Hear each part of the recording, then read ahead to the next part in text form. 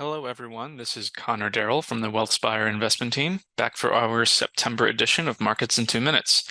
So, with the September FOMC meeting coming up this week, we wanted to take a minute to discuss how quickly expectations have shifted in the bond market with respect to the future of monetary policy.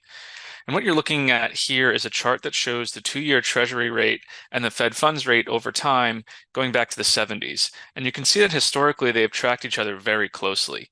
In fact, in many cases, the 2-year Treasury rate, which is set by the market via supply and demand, has typically been a signal for future changes in the Fed funds rate.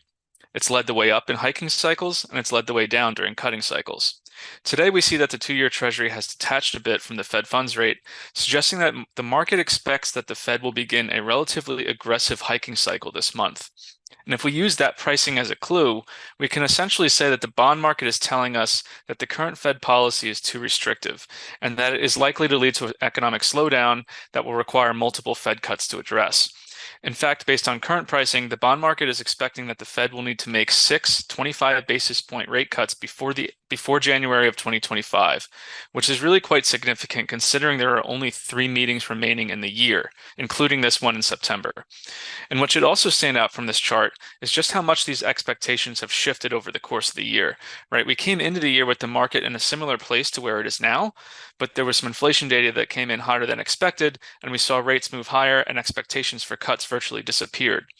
But over the past few months, things have completely reversed, and that concern has definitively shifted away from a resurgence in inflation and towards that of an economic slowdown. Now, there's still a whole host of other factors in play, and the opportunity set is still there for the Fed to engineer a soft landing. But it's clear that the bond market has really begun to anticipate lower growth and inflation moving forward. And with that shift in expectations, though, interest rates have, of course, moved materially lower, and that has been a huge reprieve for bond investors who are still reeling from the interest rate volatility that we experienced in 2022 and 2023. So far this year, core bonds have produced a 5% return, and even more importantly, from a portfolio construction perspective, have diverged from equities and are no longer moving in lockstep. That alone should bode well for investors if we do in fact see equity markets start to exhibit some elevated levels of volatility as we get closer to the election season.